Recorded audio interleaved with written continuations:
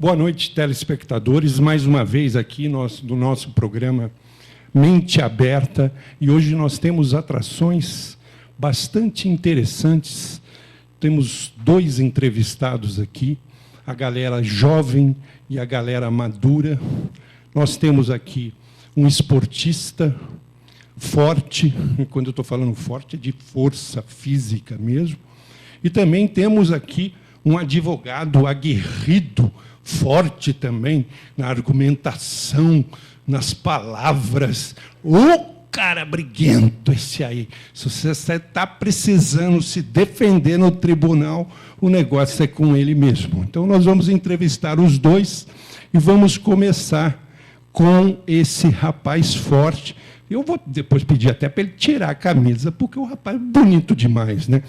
E até porque tem uma genética que eu assino embaixo, né? Nós estamos aqui com o Danilo França. E aí, Renato, tudo bom? Prazer, olá, telespectadores. Estamos aí, Renato. O Danilo, ele é um youtuber, né? Ele tem essa constituição física aí, porque ele é saradão, ele malha, e ele tem, no YouTube, 295 mil seguidores, né? E no Instagram dele, ele tem 140 mil seguidores. Então, ele sabe muito, manja muito de atividade física e de alimentação. E nós vamos estar conversando um pouco sobre isso, para que a gente possa aprender e cuidar da nossa saúde como precisa. Então, Danilo, conta para nós aí como é que faz, né, para ficar assim, com esse braço aí. É um trabalho muito específico quando você quer desenvolver muita massa muscular. Eu falo isso porque existem pessoas, mulheres principalmente, que têm medo da prática de musculação exatamente porque acha que de uma hora para outra vai estar com braços de Arnold Schwarzenegger. E não é assim que funciona. É um trabalho complexo. Tudo envolve uma questão de consumo dos macronutrientes que você precisa ter, e cada um precisa ter um consumo diferente, que seria dos carboidratos, proteína e gordura, e ter uma frequência, né? Isso precisa ser uma constância, não é uma coisa que você faz um dia sim, um dia não. E assim como a atividade física, tem que ter uma frequência, tem que ter uma constância, não é uma coisa que se faz dia sim, dia não. Ou seja, você precisa ter um comprometimento com você mesmo, com o seu corpo, com a sua alimentação e com o seu descanso, que também é muito importante para desenvolver um físico mais saudável. Você já vem fazendo essa prática esportiva há quanto tempo, Danilo? Olha, eu sempre fui muito apaixonado por artes marciais. Quando eu tinha 6 anos, eu falei para minha mãe e para meu pai que eu queria lutar. Falou para o seu pai, né? Para o meu pai. Conheço. O Danilo é meu irmão por parte de pai. Então, eu estou entrevistando aqui um brother. Exatamente. De sangue. De sangue mesmo. Então, aí eu comecei a lutar aí logo na minha infância, com 6 anos, e não parei de lutar mais. Eu fui migrando de arte marcial para arte marcial. Aí, quando eu tinha 13 anos de idade, eu achei a arte marcial que eu me apaixonei, que é o Taekwondo ITF, né? É um tipo de Taekwondo, que é o International Taekwondo Federation. Aí me apaixonei com 13 anos, com 17 para 18 anos peguei a faixa preta, dei quase 2 anos de aula aí, de Taekwondo, mas eu gostava tanto do meu professor de Taekwondo, eu achava ele tão bom, que eu não me achava bom que nem ele, falei assim, não vou dar aula, não é para mim, achava que não era para mim. Aí, dentro do Taekwondo, eu gostava de competir. Aí, eu fui no meu primeiro nutricionista, quando eu tinha 13 anos de idade, minha primeira nutricionista. Aí, ela passou aquela alimentação que, para mim, era uma novidade, que eu não entendia nada, só que, daí, que eu tinha que comer muito, eram coisas diferentes, só que eu tinha que comer muito para perder peso. Aí, eu comecei a não entender e fui pesquisar. Aí, comecei a me apaixonar pela alimentação e a influência que ela tem no desempenho físico e no corpo, lógico, né? Aí comecei a pesquisar, estudar e entender, e comecei a ver como é que se encaixava a atividade física com a alimentação. Tanto para desempenho, para você ter mais pique, quanto para mudar o seu corpo, né? Seja para perder peso, seja para desenvolver massa muscular. Então, começou desde cedo, de 6 aninhos, aí com 13 anos comecei a entender melhor a alimentação, e foi, para sempre, e estou aí até agora. Muito bacana. E você, eu percebo assim uma dinâmica, assim, uma facilidade de comunicação, né? Observando os seus vídeos no YouTube, você não tem medo da câmera, né, Danilo? Não tenho medo de falar, não tenho medo das pessoas, eu gosto, tanto é que desde a escola, principalmente a faculdade, as pessoas lutavam para me ter no grupo de trabalho da faculdade só para apresentar. Porque ninguém queria apresentar, ninguém tinha jeito para falar na frente de todo mundo. Então era legal porque eu acabava tendo menos trabalho, fazia menos coisa e apresentava. Fora isso, aproveitando essa minha dinâmica em falar, né, eu entrei no teatro, né, fiz um curso de palco, um curso livre de teatro em 2008 e não parei mais também. De 2008 até agora eu apresento peça e os diretores gostam tanto de mim que eles me convidam para tudo que tem peça, eles me convidam para apresentar. Isso só ajuda, né? Tudo que eu faço lá no teatro é um aprimoramento da minha própria personalidade, que é gostar de falar, gostar de público, gostar de falar do que eu sei. E é legal que quando você gosta do que você está falando, você fala com mais prioridade, né? Aliás, o Danilo não é que ele gosta das pessoas. E outro dia, até falando com meu pai, assim, porque o Danilo, eu acho o filho mais afetivo e mais amoroso e mais carinhoso com o meu pai, né? Coisa que eu não sou, porque eu e o papai somos muito parecidos. Então, é aquilo, 2 bicudos não se beijam. Então, ele sempre foi assim, né? Mais discussão do que afeto. E o Danilo não, ele é muito carinhoso, ele chega, ele se aproxima, ele vai, enfim, conquistando com essa, que ao mesmo tempo tem essa aparência de força física, ele tem também essa doçura, essa delicadeza, e isso faz parte do carisma dele, né? Eu acho que o segredo de tantas pessoas e tantos seguidores é justamente essa essência que ele traz. E este ano o Danilo viveu uma situação muito triste, né, Danilo? Que ele perdeu a mãe com a doença do Covid. Você pode falar um pouquinho isso para nós? Na verdade, foi assim. Esse ano foi muito pesado para mim. Foi muito difícil. Tanto é que, na internet, eu sou conhecido por sempre ter um físico muito bom e as pessoas quererem se espelhar em mim por causa desse físico que eu tenho, querer fazer o que eu faço, me imitar, sabe? E isso acaba influenciando as pessoas de uma maneira positiva. Só que, durante esse processo, eu atingi o pior físico que eu já atingi na minha vida. Eu parei de treinar 3 meses, eu não tinha tempo para comer direito, comia na rua, comia porcaria. Por quê? A minha mãe ficou doente, muito doente. Para começar, o papai ficou doente no final do ano. Quando eu passei uma semana no sítio cuidando do meu pai, que o nosso pai quase faleceu, e teve uma recuperação lenta. E eu passei uma semana no sítio depois que ele voltou do hospital, né, no sítio que ele mora lá. E logo que eu cheguei em casa, o meu irmão falou: Danilo, a mãe não está muito bem, vem aqui para casa, no mesmo dia. Aí eu fui lá para minha casa, minha mãe estava super amarela. Falei: mãe, vamos no hospital. Isso tinha acabado de começar a pandemia do Covid-19. Aí levamos minha mãe no hospital, depois de exame, a gente descobriu que ela estava com a imunidade muito baixa, porque ela estava com um tumor. Era um tumor no pâncreas. Não foi o Covid, foi um tumor. Aí começamos o tratamento, já descobriu que esse tumor era maligno e já tinha espalhado, já estava no pulmão. Então, acabou que ela estava sofrendo muito e eu me mudei para a casa da minha mãe, passei um tempo lá e eu vivia no hospital. E nessa época de Covid, nossa, eu tinha contato direto. Eu sentava do lado, o enfermeiro vinha e falava: isso aqui é Covid positivo. Pegava o cara que estava do meu lado e eu falava: meu Deus, como assim? E acabou que minha mãe faleceu nesse tempo. E logo que minha mãe morreu, eu continuei na casa dela, porque minha avó morava lá e ela tinha um certo grau de Alzheimer. E um dia, uma semana depois, né, 6 dias depois, minha avó não estava passando bem. Levamos ela para o hospital, ela faleceu na mesma noite. Então, eu fui para a casa da minha mãe para cuidar da minha mãe e da minha avó. Em menos de uma semana, as 2 morreram. Eu atingi o pior físico da minha vida. Eu perdi patrocinadores. Aí eu tive que pagar um monte de velório e tal. Nossa, eu não tinha dinheiro, não tinha patrocinador, eu não tinha mais físico. Eu me sentia assim no fundo do poço. Aí eu falei, não, vamos mudar isso aqui.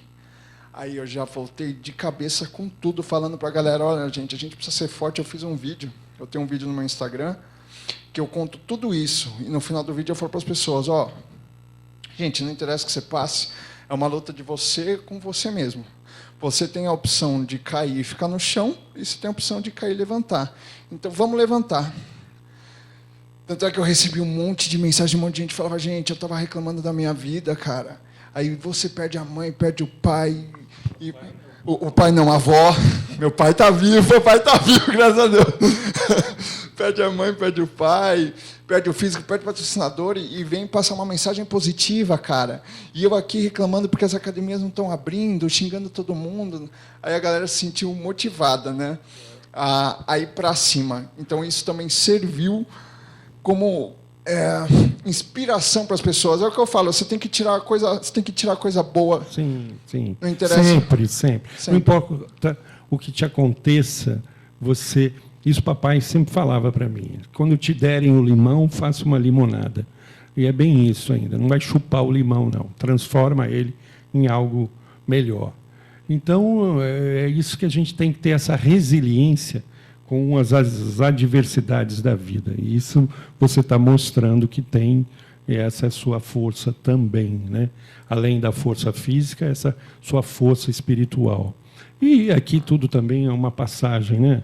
Esse reencontro com a sua mãe é certo, né? Não sabemos quando, mas a única passagem comprada que todos temos é ir para o lado de lá. Então, a gente deve estar muito tranquilo em relação a isso. E ainda a gente trata a morte como um tabu. E a morte não é um tabu.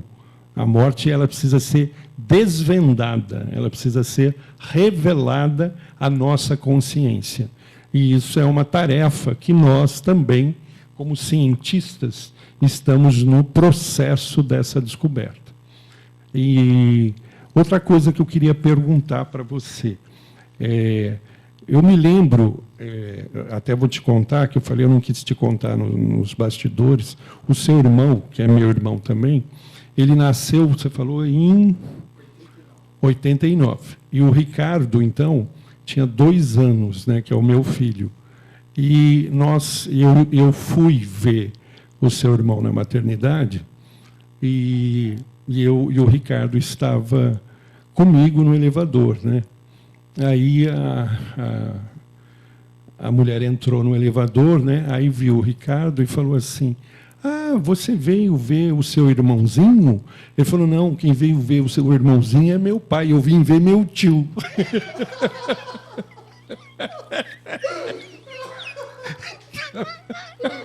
Foi ver 2 anos mais velho que o sobrinho. É, exatamente isso. Mas eu acho bacana, assim, na nossa família, ter acontecido isso, porque nós fomos a primeira... Hoje está ficando muito comum a pessoa ter um primeiro casamento e um segundo casamento. Mas, na época, assim, há uns anos atrás, era mais raro ter um primeiro casamento, a pessoa insistia naquele casamento, o casamento podia estar uma droga, mas a pessoa insistia, continuava casado, tudo. E eu me lembro de ter presenciado as crises de casamento lá entre o papai e a mamãe, que aquilo já estava acabando, né? Saturando. Tinha um tempo de durabilidade aquilo, né? Então a gente e aconteceu, né? Então a gente tem que entender e respeitar o sentimento de cada um, as escolhas que cada um faz e saber que as pessoas não estão conosco para sempre e que nós possamos aproveitar o tempo que nós temos elas ao nosso lado, seja em que âmbito for, essas relações. Nós temos um tempo, nós temos um período que é dado para nós essa convivência. Por isso, de desperdiçar o tempo dessa convivência com brigas, com agressões, com competição, com... Poxa vida, nós temos uma oportunidade de construir relacionamentos positivos. Então, Danilo, essa força você provou que tem. Mas agora eu quero que o público comprove, Danilo. Você vai me desculpar, aí eu sei que, né, tua namorada pode até ficar com raiva, com ciúmes de mim, mas eu quero que você tire a camisa e mostre o resultado do seu trabalho com você mesmo. Por favor, né, vocês aí, público de casa, vejam o que a determinação faz, quando a gente quer. Vai lá, Danilo. Você falou que não tem vergonha de câmera. Tá bom, tira não, a camisa e faz suas poses aí.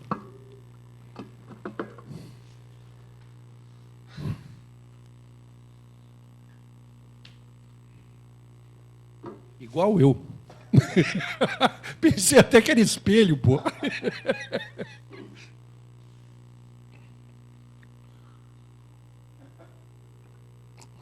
Eu sou fisiculturista, né? Não sei se... Eu sei. Por isso que eu estou aproveitando.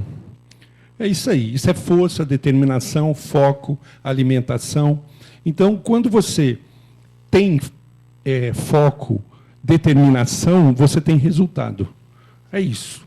Então, eu quero te agradecer, quero que você deixe também o seu Instagram aí para a galera da TV Cinec, por favor, agora é você, e que você faça a sua despedida aí. E você vai voltar aqui outras vezes, pode ficar tranquilo, para ensinar a gente assim, porque eu estou com o braço igual o seu, então, né? Então... meu Instagram, gente, quem quiser me seguir lá, é Gigantodan. E o meu YouTube é só você procurar Danilo França, que vai aparecer diversos vídeos meus. Então, Instagram, @Gigantodan. YouTube, só procurar por Danilo França, que você vai achar tudo lá. Me segue lá, que vale a pena, garanto. Hein? Brother, obrigado, viu? Um prazer obrigado, ter você Renatão. aqui. E agora, não saia daí, que nós vamos trazer agora o outro guerreiro, o outro homem forte agora na argumentação, doutor André, advogado. Não saia da frente do seu computador. Sua TV web 24 horas no ar. Voltamos já já.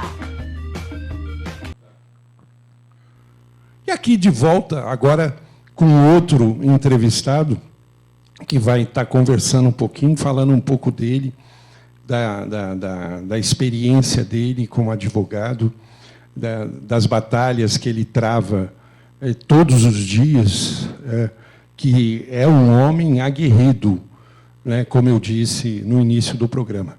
Doutor André, por favor, as suas considerações iniciais. Primeiramente, boa noite, doutor Renato. É uma satisfação estar aqui contigo nesse canal, fazendo esse programa. Boa noite aos telespectadores. É uma satisfação poder estar falando aqui com vocês. Fico muito feliz pelo convite. E, na verdade, com relação à pergunta, né, a advocacia, de fato, ela é para pessoas aguerridas. Então, o advogado, está na Constituição, artigo 133, ele é essencial à administração da justiça. Então, se o advogado ele não for aguerrido, então, obviamente, o cliente aí vai acabar tendo um serviço que não vai ter uma prestação muito satisfatória. Então, esse é basicamente o trabalho do profissional na área do direito. Mas a gente vê que não é todo advogado que tem essa personalidade, não. Né? Então, eu acho que aí diferencia os bons dos maus advogados, né? Que realmente tem aqueles que são assim e outros que não são. Estou dizendo que necessariamente seja essa a única qualidade do advogado, mas essa é uma das boas qualidades do advogado. Mas outro assunto que eu gostaria de abordar com o doutor André, que um passarinho me contou, que ele também é um homem de superação. Parece que você atravessou um probleminha que era a síndrome do pânico. É isso, doutor André? Na verdade, eu atravessei há 2 anos e meio atrás, quando minha irmã faleceu, comecei a ter episódios de pânico, né? Então, o pânico ele é uma doença progressiva. Você não percebe, mas de um dia para o outro você começa a ter medos de algumas coisas que são insignificantes ao olhar de algumas pessoas. Mas, para aquele que está vivendo e vivenciando a situação, é algo que parece assim muito assustador. Então, eu vivi essa experiência, né? E acabei buscando auxílio, conheci o doutor José Renato aqui, que está me entrevistando, e iniciei até um tratamento, foi muito bom, excepcional. Acabei superando aí, basicamente, 90% dos medos. Então, levo uma vida absolutamente normal, ando de elevador, que eu não andava, pego o metrô, enfim. A vida passou a ser outra, uma qualidade de vida muito melhor. Então, essa superação foi assim algo marcante na minha vida. Até porque o medo ele faz com que você se projete no futuro e imagine alguma coisa que é abstrata e que não aconteceu ainda. Então, isso é o medo. Então, quando você volta para a realidade e vê que aquilo tudo é uma mera expectativa de algo que sequer aconteceu, você consegue, evidentemente, controlar a situação de uma forma absolutamente natural. E isso foi um excelente resultado do vosso trabalho como um médico psiquiatra. Não, na verdade, o seu tratamento ele foi, apesar das nossas conversas, tudo, foi medicamentoso. Então, as pessoas precisam até, o nosso ouvinte, perceber a seriedade do tratamento medicamentoso para trazer o equilíbrio em situações assim, porque a síndrome do pânico é um excesso de ansiedade. E como o doutor André falou, são pensamentos que ocorrem, pensamentos de supostos acontecimentos que geram pânico na pessoa e faz com que ela fique paralisada e impeça algumas atitudes, algumas ações dela. Então, está faltando um pouco do neurotransmissor serotonina na sinapse cerebral. Então, o que nós fizemos juntos foi dar a medicação apropriada que restituiu a quantidade necessária desse neurotransmissor nas sinapses do neurônio do Dr. André, que talvez até pela maneira, pela personalidade, pelo jeito de ser, né, tenha um desgaste maior dos seus neurônios e muitas vezes precisa dessa reposição. Ele é um homem inteligente, um homem articulado, um homem bastante reflexivo e também um homem com muita intimidade com o plano espiritual. Qual a sua formação religiosa, doutor André? Eu sou formado em teologia pela Batista, fiz mestrado, inclusive. E hoje a formação religiosa, basicamente, eu não tenho assim uma linha, vamos dizer assim, religiosa que eu pudesse definir. Tá? Eu acredito basicamente em tudo e sou aberto a novas ideias, a novas experiências espirituais. Até porque quem estuda filosofia, eu estudei bastante filosofia, e eu sempre falo de um filósofo que foi da corrente dos sofistas, chamado Protágoras, e ele disse uma frase muito interessante: o homem é a medida de todas as coisas, das que são enquanto são, das que não são enquanto não são. Então, muitas vezes as pessoas apregoam a verdade, e verdade vem do grego, aletheia, que seria um axioma, algo que é incontestável. Algumas pessoas criam suas próprias verdades. Por exemplo, nós poderíamos dizer que isso aqui é uma mesa de madeira, mas isso não é uma verdade absoluta, isso seria uma verdade minha. Então, Protágoras disse exatamente isso, que o homem criava aí suas próprias verdades. Então, diante deste panorama, eu comecei a refletir sobre a verdade e passei a observar que de todas as religiões que nós conhecemos, existem algumas verdades que nós podemos abstrair alguma coisa boa ou não. Então, minha religiosidade acaba aí meio que sendo mistificada nesse sentido. Eu também penso como você, assim, a gente vai... Eu, pelo menos, sou assim, eu acho que grande parte do brasileiro você vai passando por diversos grupos, diversas pessoas, já tenho amigos budistas, amigos evangélicos, a minha família de origem católica, tive amigos espíritas, enfim, a miscigenação e o pluralismo de formação cultural, religiosa no Brasil é muito grande. Eu acho isso uma qualidade do povo brasileiro, né? E a gente não tem que ser sectário ou querer... E eu já vi pessoas evangélicas que se tornaram espíritas e pessoas espíritas que se tornaram evangélicas, e aparentemente você acha que tem contradições entre uma e outra. É que naquele momento, como você está falando, a verdade ela tem aspectos, e muitas vezes você pode ter um olhar por um aspecto. Se você, quem está lá por detrás da câmera está tendo uma percepção da verdade aqui. E nós aqui estamos tendo uma percepção da verdade lá. Então, esses pontos de vistas parecem divergentes, mas está se falando da mesma coisa. E isso também é com tudo, porque a ciência é uma só. Seja a ciência com base na informação de conteúdo espiritual, ou a ciência com informação na pesquisa científica. A gente precisa pegar todas as informações e montar esse quebra-cabeça que é o nosso ser, né? Então, eu entendo você perfeitamente. E outro passarinho também me contou, que eu sei que o passarinho conta para mim, e muitas vezes o senhor não quer que conte, doutor André, mas hoje a maçonaria ela é discreta, mas não é secreta. E parece que o senhor é venerável também de uma loja maçônica, né? E o senhor também está na liderança, é um líder, né? Também dentro da maçonaria, que tem um papel fundamental na história do Brasil. A influência de Dom Pedro I foi um maçom iniciado por José Bonifácio, que era da loja maçônica, né? Então, a maçonaria guarda E as pessoas pensam que maçonaria é bruxaria, é tanta ignorância, né, doutor André? É uma falta de conhecimento, de estudo, é o famoso boca a boca de gente ignorante, mal informada.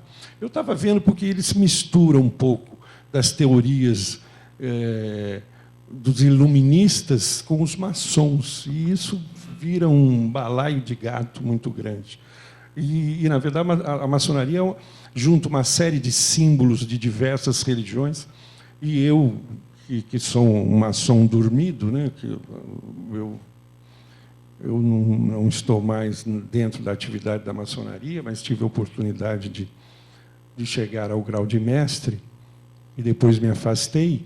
Eu vi o quanto foi importante a convivência lá dentro, porque lá dentro você vai ter pessoas das mais diversas religiões se relacionando muito bem, né? Como irmãos que todos somos. Então, é muito, muito importante essa experiência dentro da maçonaria também, que o senhor tem, né? Na verdade, a maçonaria ela agrega homens de variadas crenças, etnias, ideologias, enfim, e utiliza de tudo isso, né, para que todos se tratem como irmãos, se respeitem. E a loja que nós presidimos, nós buscamos fazer isso, uma harmonia entre os irmãos. E como foi dito, não existe nada de oculto dentro da maçonaria, nada de ultra maligno, nada de ultra diabólico, como se diz. Na verdade, a maçonaria é um grupo de estudos que as pessoas só buscam crescer, se aperfeiçoar como ser humano, como pessoa, e, de uma certa forma, contribuir para um mundo melhor. Isso, na verdade, é a maçonaria. E ser maçom é lapidar-se a si mesmo todos os dias, que, na verdade, todos os seres humanos deveriam fazer isso, porque o auto-lapidar, o auto-trabalhar a si mesmo dá um crescimento tanto material como espiritual, e as pessoas não entendem isso. Então, a maçonaria, através do estudo de símbolos, né, da própria Kabbalah, que alguns chamam de Cabala, que é a decifração do pentagrama hebraico, que, na verdade, são números, mas que também tem uma designação de grafia e também representa algumas outras questões que a gente poderia até falar numa outra oportunidade. Então, existe essa questão aí que não se fala muito, mas acaba sendo meio que de uma origem hebraica, a maçonaria, porque hebraica e egípcia. E as pessoas acabam não falando isso. Mas, nos graus filosóficos, mais adiante, a pessoa acaba percebendo que a maçonaria ela é mais divina do que as pessoas imaginam. Inclusive, o templo maçônico, ele tenta reproduzir um pouco o templo de Salomão, né? As pessoas não sabem disso, por isso que, quando você fala dessa origem hebraica da maçonaria, é até a tentativa de, nos templos maçônicos, você recolocar ali dentro o simbolismo do Templo de Salomão, que foi um dos governos mais profícuos que a Terra experimentou, mais ricos, de maior comércio, de abundância, de riqueza, porque, como todos sabem, eu não preciso falar isso, né? Salomão, nessa conversa íntima com Deus, ele não pediu riqueza, ele pediu sabedoria. Nesse pedido pessoal, nessa prece íntima dele, por pedir sabedoria, Deus lhe deu a riqueza. Quer dizer, eu acho a sutileza disso muito importante, né? Para a gente buscar primeiro a sabedoria, que a riqueza vai chegar, não tem como não chegar, porque o conhecimento traz a habilidade de nós movimentarmos as pedras certas para que as coisas aconteçam. Então, essa integração com o dono de tudo é que faz a pessoa estabelecer a harmonia e as atitudes corretas. Salomão deu uma derrapada também, né? A gente sabe disso, como humano que era, né? Não tem problema, mas fica o lado positivo daquilo que ele também deixou de legado para nós. Ok, a gente pode chamar outro comercial aí?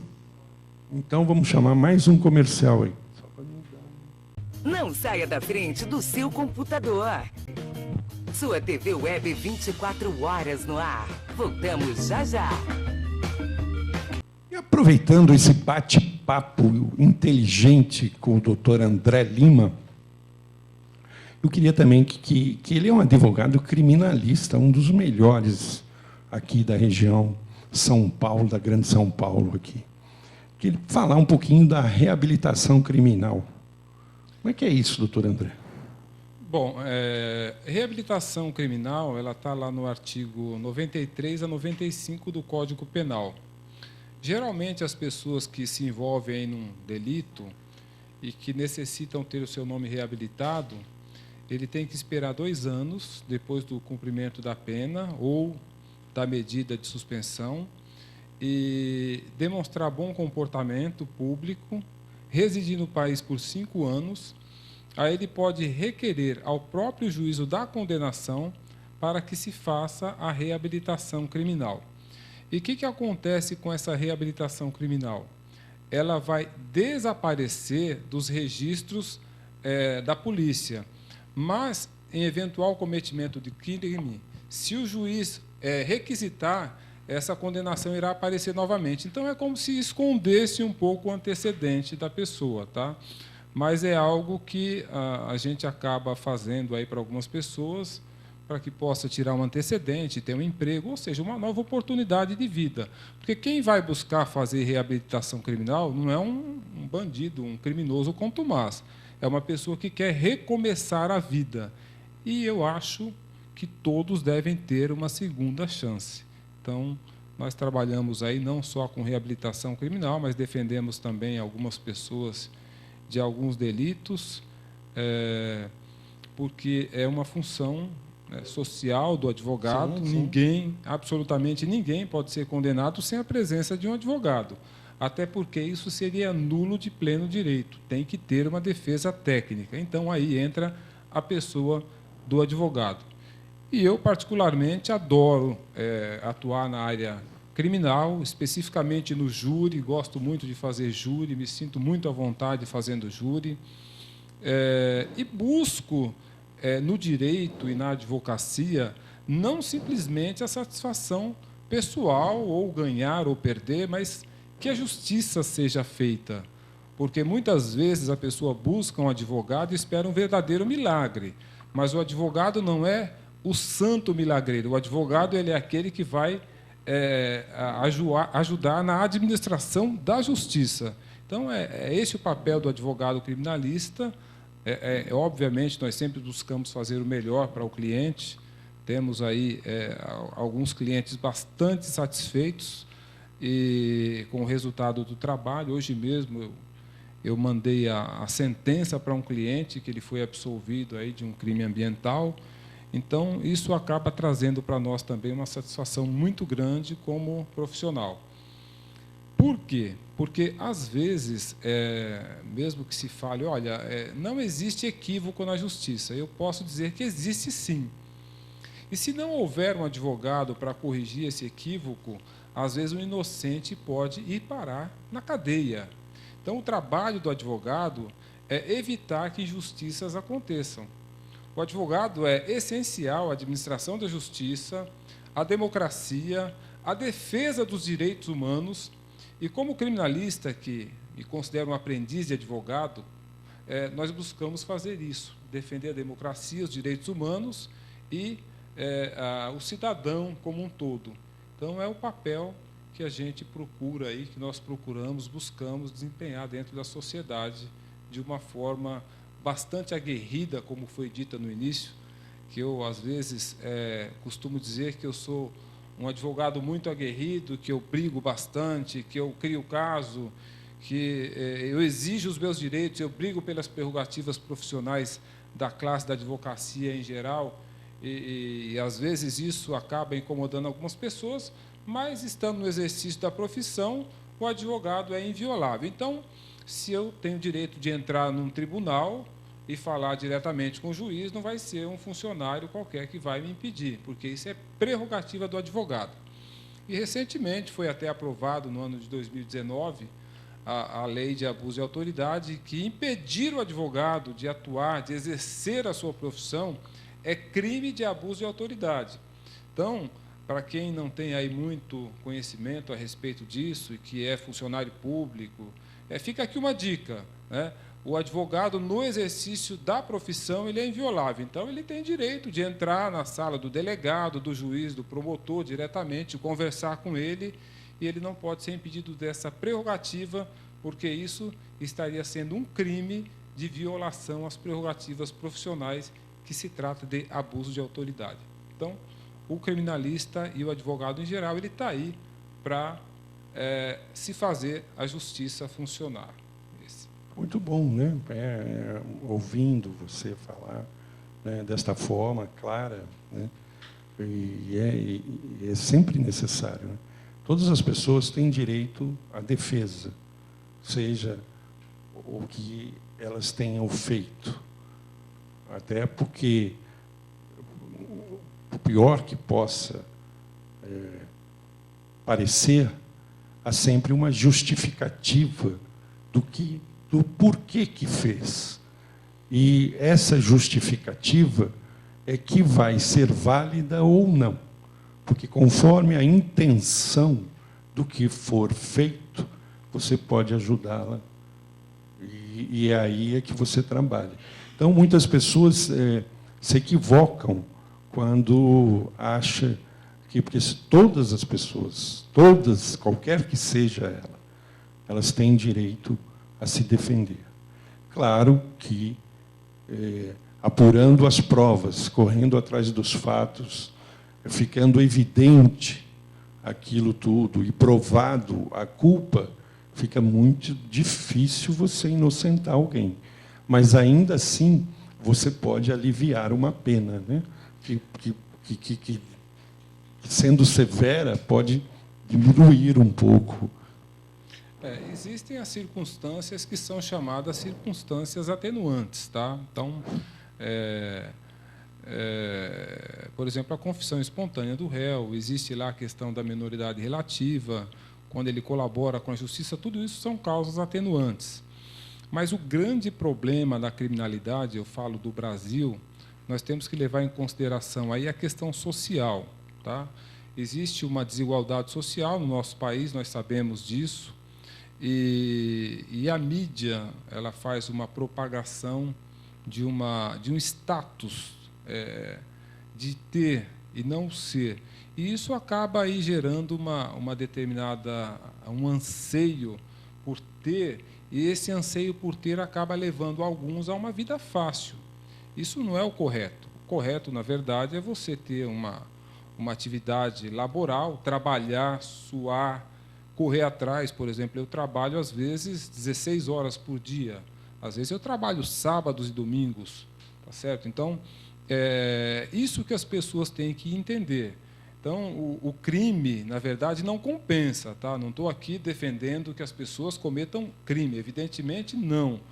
Mas é necessário que todas elas, independentemente da situação, tenham o direito de defesa. Então, isso é um direito constitucional, que é o contraditório e ampla defesa. Está lá no artigo 5º, inciso 54 e 55 da Constituição da República Federativa do Brasil.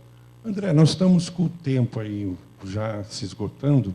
Eu gostaria que você deixasse o seu contato aí, do seu escritório, o seu telefone aí para os ouvintes que ouviram você, que podem estar precisando da ajuda advocatícia para defender os seus direitos. Nós íamos falar também dos convênios e as circunstâncias que os convênios médicos, as obrigações que eles têm que ter e deixam de cumprir, mas o tempo ficou curto e a gente nem conseguiu entrar nesse assunto. Mas também, numa outra oportunidade, num outro momento, a gente vai também estar abordando esse assunto. Então, as suas considerações finais, doutor André. Bom, primeiramente, gostaria de agradecer pelo convite, tá, de estar aqui, ao público em geral, meus cumprimentos, né?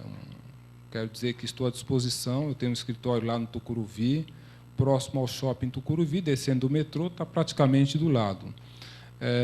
Basta colocar na internet, no Google, André de Lima Advogado. Aí você vai achar meu telefone, vai achar meu endereço, você vai ver minha foto, eu estou lá, vai ver as avaliações dos meus clientes.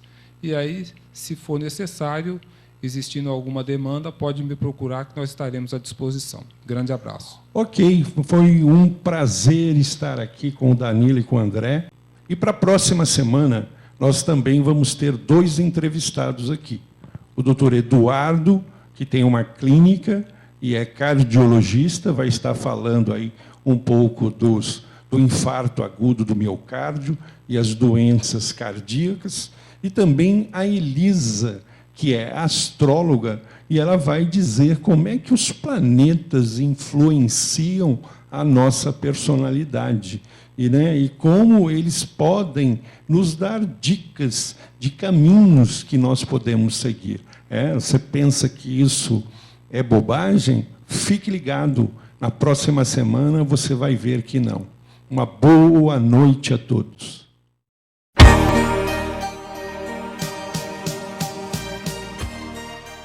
TV Cinec, uma grande família. O lar e a família são os bens mais preciosos. Voltar para casa depois de um longo dia de trabalho é realmente confortante. Estar perto das pessoas que mais